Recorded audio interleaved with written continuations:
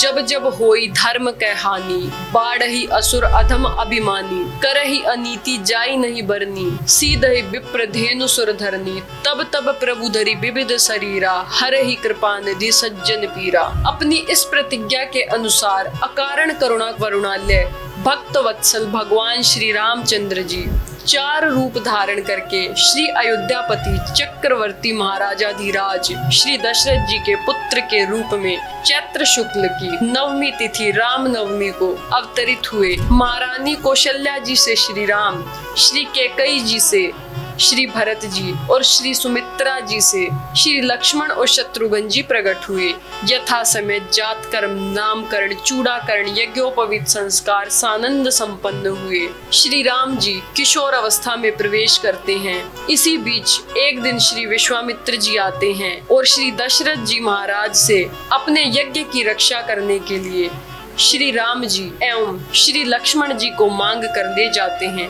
यज्ञ में विघ्न डालने वाले ताड़का, मारीच, सुबाहु आदि असंख्य राक्षसों का सहज ही श्री राम और लक्ष्मण जी ने वध कर डाला। यज्ञ निर्विघ्नता पूर्वक समाप्त हुआ। फिर श्री विश्वामित्र जी के साथ जनकपुर में श्री सीता जी का स्वयंवर देखने के निमित्त जाकर विशाल शंभुधनु, जिसे त्रैलोक्य के भट्ट मानी वीर डिगा भी नहीं सके थे, उसे श्री राम ने मध्य से तोड़ डाला, जैसे मतवाला हाथी कमलनाल को तोड़ डालता है। इसके पश्चात यह शुभ समाचार अयोध्या जी भेजा गया और श्री दशरथ जी बारात लेकर आए तो थे श्री राम जी के ब्याह के लिए, परंतु ब्याह हो गया 4 राजकुमारों का।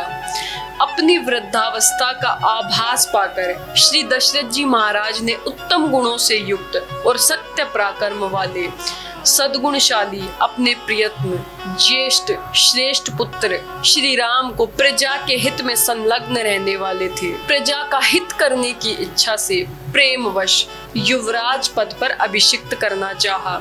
तदंतर श्री राम जी के राज्य अभिषेक की तैयारियां देखकर रानी कैकेयी ने, जिसे पहले ही वरदान दिया जा चुका था, देव माया से मोहित होकर मंथरा से उकसाई जाकर राजा से यह वर मांगा कि श्री राम का निर्वासन यानी कि वनवास और भरत जी का राज्य अभिषेक कैकेयी का प्रिय करने के लिए पिता की आज्ञा के अनुसार इनकी प्रतिज्ञा का पालन करते हुए वीर श्री राम वन को चले गए। विदेह वंश वैजंती, मिथिलेश राजनंदनी, श्री राम प्रिया, श्री जानकी जी एवं श्री सुमित्रा नंदन लक्ष्मण जी भी प्रेमवश प्रभु के साथ चले गए।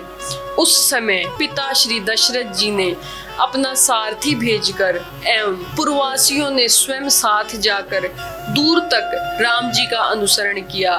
श्रृंगवेरपुर में गंगा तट पर अपने प्रिय सखा निषाद राजगु के पास पहुंचकर धर्मात्मा श्री राम ने सारथी सुमंत्र जी को अयोध्या जी के लिए विदा कर दिया। निषाद राज लक्ष्मण और सीता के साथ श्री राम मार्ग में बहुत जल वाली अनेकों नदियों को पार करके एक वन से दूसरे वन को गए। महर्षि भरद्वाज जी का दर्शन करके निषाद राज को वापस कर उन्होंने महर्षि वाल्मीकि जी का दर्शन किया और उनकी आज्ञा से चित्रकूट पहुंचकर वहां वे तीनों देवता और गंधर्वों के समान वन में नाना प्रकार की लीलाएं करते हुए एक रमणीय पर्णकुटी बनाकर उसमें सानंद रहने लगे। पुत्र शोक में श्री दशरथ जी के स्वर्ग गमन के पश्चात श्री वशिष्ठ आदि प्रमुख ब्राह्मणों द्वारा राज्य संचालन के लिए नियुक्त किए जाने पर भी महाबलशाली वीर भरत ने राज्य की कामना न की। पूज्य श्री राम को प्रसन्न करने के लिए वन को ही प्रस्थान किया और वहां पहुंचकर अपने ज्येष्ठ भ्राता श्री राम जी से यूं प्रार्थना करने लगे कि हे धर्मज्ञ, आप ही राजा हैं। परंतु महान यशस्वी श्री राम ने भी पिता के आदेश का पालन करते हुए राज्य की अभिलाषा ना रखी और भरत के मांगने पर भी उन भरताग्रज ने राज्य के लिए चिन्ह रूप में अपनी खड़ाऊ भरत को देकर उन्हें बार बार आग्रह करके अयोध्या जी को लौटा दिया। श्री भरत जी ने श्री राम के चरणों का स्पर्श किया और श्री राम के आगमन की प्रतीक्षा करते हुए नंदीग्राम में रहकर राज्य कार्य को संभालने लगे।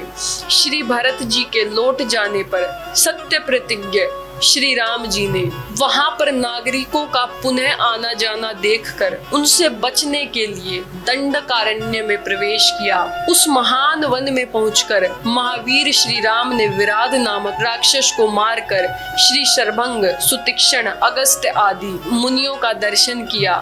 श्री राम जी ने दंडकारण्यवासी अग्नि के समान तेजस्वी उन ऋषियों को राक्षसों को मारने का वचन दिया और संग्राम में उनके वध की प्रतिज्ञा की।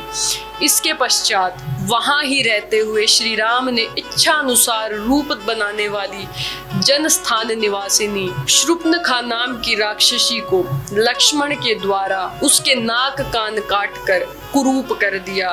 पश्चात शूर्पणखा के द्वारा प्रेरित होकर चढ़ाई करने वाले खरदूषण, त्रिशरा इत्यादि 14,000 राक्षसों को श्री राम ने युद्ध में अकेले ही मार डाला। तदंतर राक्षसेंद्र रावण ने प्रतिशोध की भावना से मारीच की सहायता से श्री जानकी जी का अपहरण कर लिया और श्री जानकी जी को लेकर जाते समय मार्ग में विघ्न डालने के कारण श्री जटायु जी को आहत कर दिया।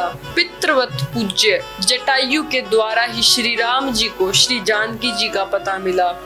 तब अपनी गोद में प्राण त्यागे हुए श्री जटायु जी का अग्नि संस्कार उन्होंने वन में किया। सीता जी को ढूंढते हुए उन्होंने कबंध नामक राक्षस को देखा तो उसे भी तत्काल मारकर शुभ गति प्रदान की।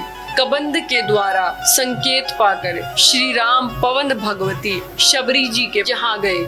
उसने इनका पूजन किया। श्री राम ने शबरी का मातृवत सम्मान किया, उत्तम गति प्रदान की। फिर शबरी के संकेत अनुसार श्री हनुमान जी से मिलकर सुग्रीव जी से मित्रता की और सुग्रीव के कथनानुसार संग्राम में बाली को मारकर उसके राज्य पर श्री राम ने सुग्रीव को ही बिठा दिया।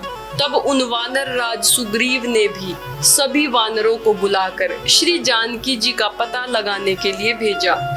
संपाति नामक गृध्र के पता बताने पर महाबलवान श्री हनुमान जी 100 योजन विस्तार वाले समुद्र को लांग गए। वहां रावण पालित लंकापुरी में पहुंचकर उन्होंने अशोक वाटिका में श्री सीता जी को चिंतामग्न देखा। तब उन विदेह नंदिनी को पहचान के रूप में मुद्रिका देकर श्री राम का संदेश सुनाया और उन्हें सांत्वना देकर उन्होंने अशोक वाटिका का विध्वंस कर डाला। साथ ही अक्षय कुमार आदि असंख्य राक्षसों का संहार कर डाला। इसके बाद में वे जानबूझ पकड़ में आ गए। श्री ब्रह्मा जी के वरदान से अपने आप को ब्रह्मपाश से छूटा हुआ जानकर वीर हनुमान जी ने अपने को बांधने वाले उन राक्षसों का अपराध स्वेच्छा अनुसार सह लिया। तत्पश्चात मिथिलेश कुमारी सीता के स्थान के अतिरिक्त और विभीषण जी के घर के अतिरिक्त समस्त लंका को जलाकर वो महाकपि श्री हनुमान जी श्री राम प्रिय संदेश सुनाने के लिए लंका से लौट आए और श्री राम जी की प्रदक्षिणा कर श्री जानकी जी का पता बताया। इसके अनंतर असंख्य वानर सेना को साथ लेकर श्री राम जी ने महासागर के तट पर सूर्य के समान तेजस्वी बाणों से समुद्र को शुद्ध कर दिया। तब नदीपति समुद्र ने अपने को प्रकट कर दिया। फिर समुद्र के ही कहने पर श्री राम ने नल नील से सेतु का निर्माण कराया। उसी पुल से लंकापुरी में जाकर रावण को कुटुंब सहित मारकर भगवान श्री राम ने श्री जानकी जी को प्राप्त कर लिया। साध्वी श्री सीता जी ने अग्नि परीक्षा दी। इसके बाद अग्नि के कहने से ही श्री राम जी ने माता सीता को निष्कलंक माना। महात्मा श्री रामचंद्र जी के इस कर्म से देवता और ऋषियों सहित चराचर त्रिभुवन संतुष्ट हो गए। फिर सभी देवताओं से पूजित होकर श्री राम जी बहुत प्रसन्न हुए और राक्षस राज विभीषण जी को लंका के राज्य पर अभिषिक्त करके तथा स्वयं देवताओं से वर पाकर अपने सभी साथियों के सहित पुष्पक विमान पर चढ़कर अयोध्या के लिए प्रस्थित हुए। भरद्वाज मुनि के आश्रम पर पहुंचकर सबको प्रणाम किया। सबको आराम देने वाले सत्य पराक्रमी श्री राम ने भरत के पास हनुमान जी को भेजा। हनुमान जी से राम जी का समाचार पाकर भरद्वाज आश्रम से अयोध्या के लिए प्रस्थित हुए। अयोध्या जी में पहुंचकर अवधवासियों के उमड़ते हुए अनुराग को देखकर अमित रूप प्रगटे ते ही काला, जथा जोग मिले सब ही कृपाला। इसके पश्चात भगवान ने अनेक रूप धारण करके सबसे भेंट की। श्री वशिष्ठ जी के आदेश अनुसार शुभ घड़ी में ही श्री राम जी राज्य सिंहासन पर आसीन हुए। श्री राम जी के सिंहासन पर बैठते ही त्रिलोक्य परम आनंदित हो गया। भगवान श्री राम ने 11,000 वर्षों तक पृथ्वी का पालन किया। उनके राज्य में प्रजा मात्र तापत्र से सर्वथा मुक्त थी। आज भी राम राज्य को आदर्श माना जाता है।